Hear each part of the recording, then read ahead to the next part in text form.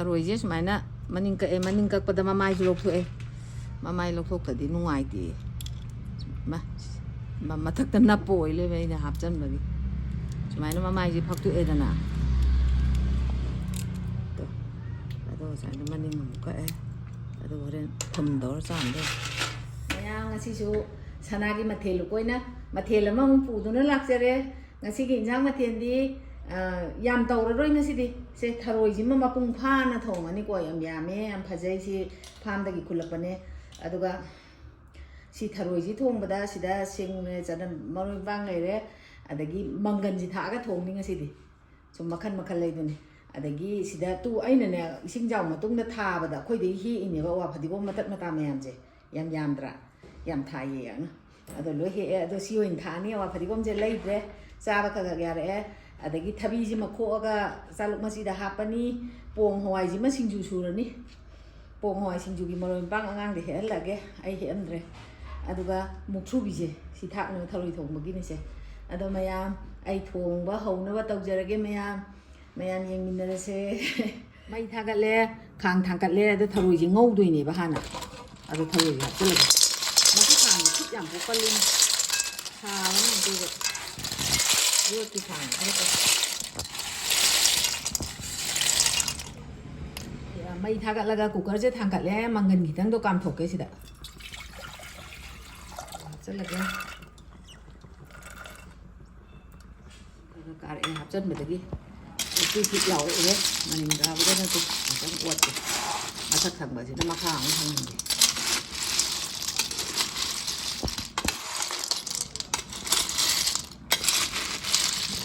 thum jai chan je du masa ta chan na ba ni se samai thum jai chan la ma hi su tho la ka ni ya di law re tu du ba aduna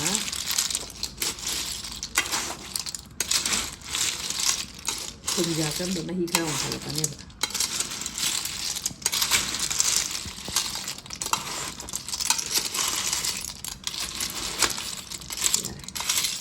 kai no toi ni ngau ri je min tra hel e ba ko aduna mahi su kang thale ya ni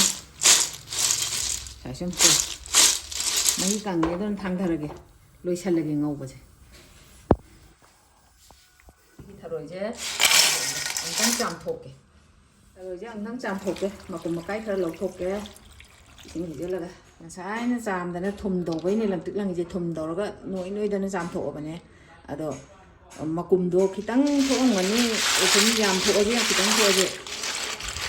thok ke je makum do ado je ang cham thoke ni mai je ta ni da lo cha re ba nan thau je hai ra ge tharoi thong gi ya thau mule tej basi hana thadarage aduga maroi na ko pi ji kitang han thadage ji kitang han thadage mana ayam thadage ni da no tong na ba makha thang ni iloga maroi la ji pula ha la ga mana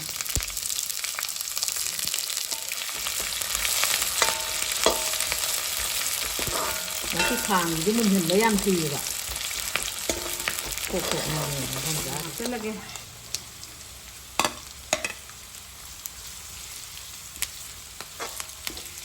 tình đẹp rất là nít cái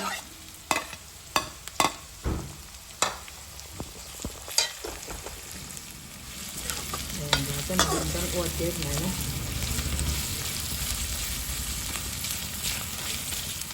hay gì bộ có hình gì thạc chân hở cái hay bộ siêu thạc chân rồi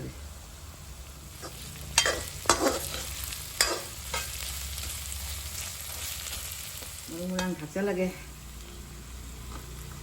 yam ấy thôi rồi cái anh thạc để mà su thạc chân rồi cái thải này đấy thà rồi yam này cái gì hiền là thải mà su còn mà nó đang thà con nhỏ đang uất cái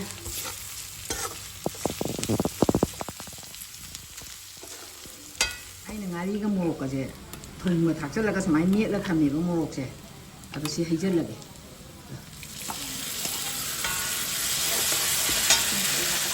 sing khara teng jale khara ha pe ya de si ngau bi de ni samai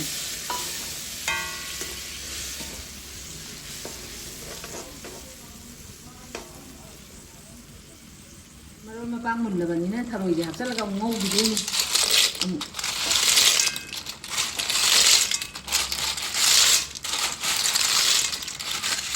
yam gì đó tao ngọt lâu gì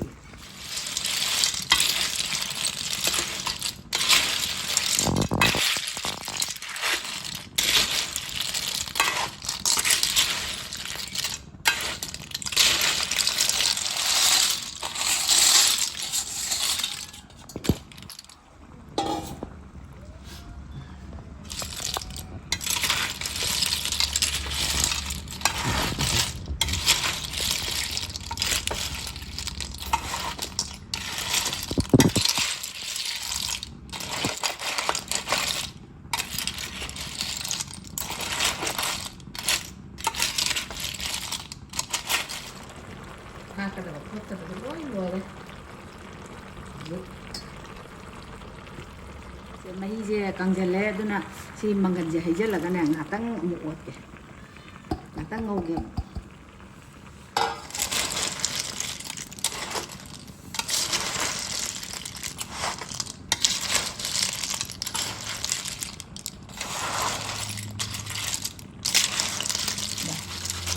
nó mà khá đấy rồi máy chụp lại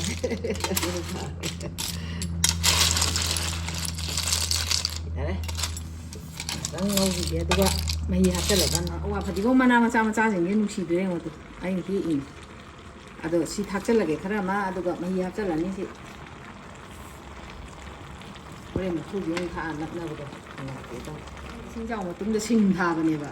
ở cái tiệc tao nó lên này bảo mình thắt cho những mình nuôi nữaอดไปยังไงติทันแล้วนะไม้โอ้โอ้แล้วเลยโอ้ดีตัวถ้าคุณขาเลยบุกขัดเลนใช่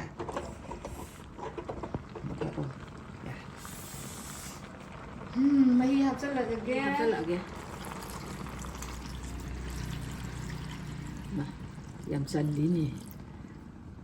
ยำมันนกเวมันดรอต้องอดเกี่ยวกับ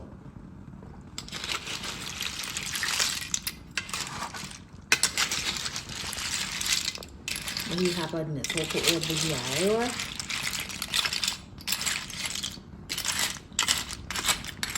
xin sau gật lên là cái máy nó cục chân là cái thầm mà cái xin chỗ khơi hình buồn thì buồn hoài này hai ta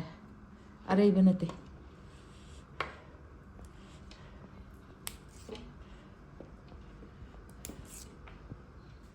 신주기 아시다 인상 저걸링에다 신주기 뽕 하와이 수도에 소이도에 아이면서 많이나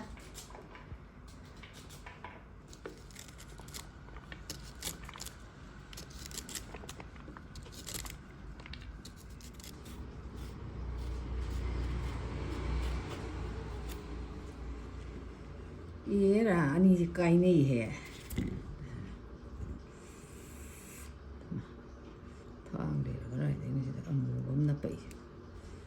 đấy thuộc cái vấn đề đó em trong mà là xích bên ngoài thì nó không thuộc cái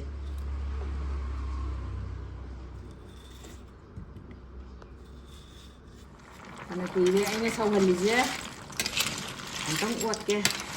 tăng body luồn thì nhé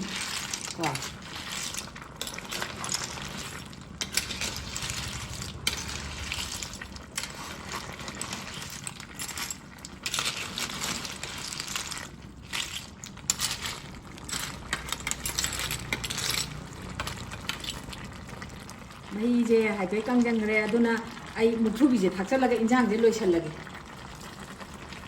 căng một chút gì thắt chân mấy ông căng một đi uất thì qua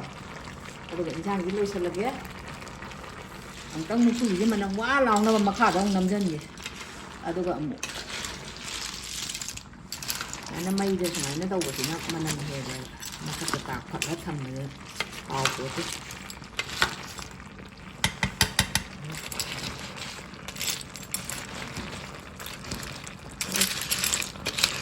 đồ này mà nằm hồ lại con suy nghĩ rồi đấy một thật là kìa mày một thật là kìa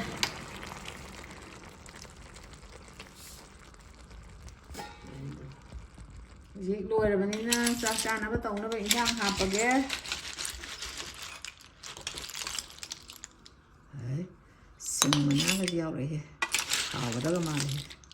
mình chít Mahi khara happa.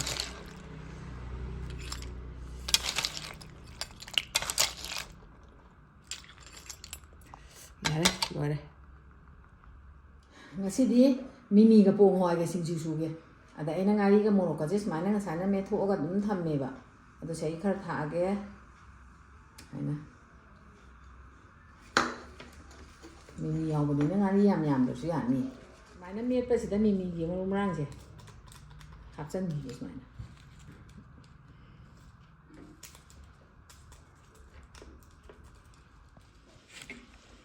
Đó là cái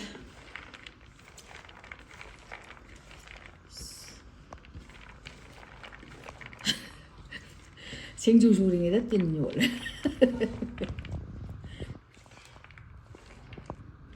thì lâu chỉ tuột sân rồi cái máy này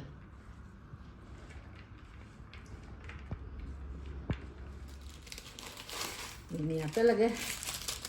mimi ini baru ini apa nih tunjukkan humang sawi na ngasi di cook set la ba na ta du lukhang di samjin mareng chat humang chen thara ko duga ne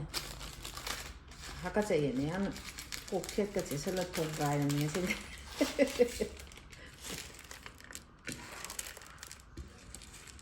yan ki ni ang kui ne thama ga cha ba haw ba na te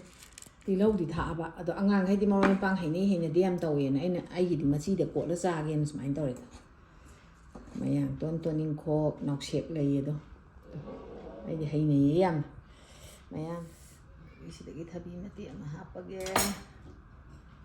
Tharoi ga di ma pum ma ha pa ge se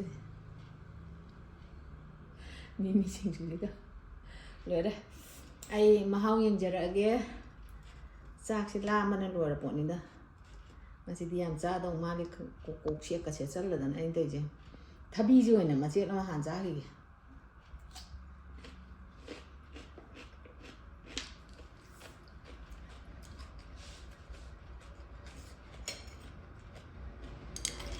Giang hàn giá tạm này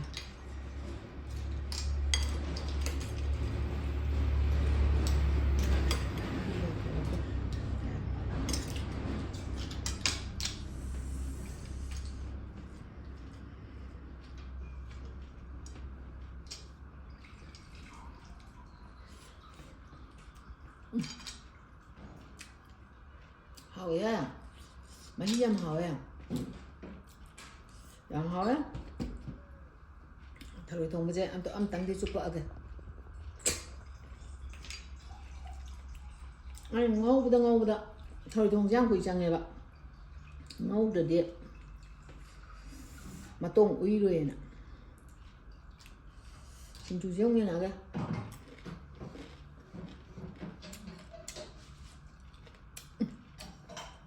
hào với em cùng hỏi mình xin chú giống hỏi à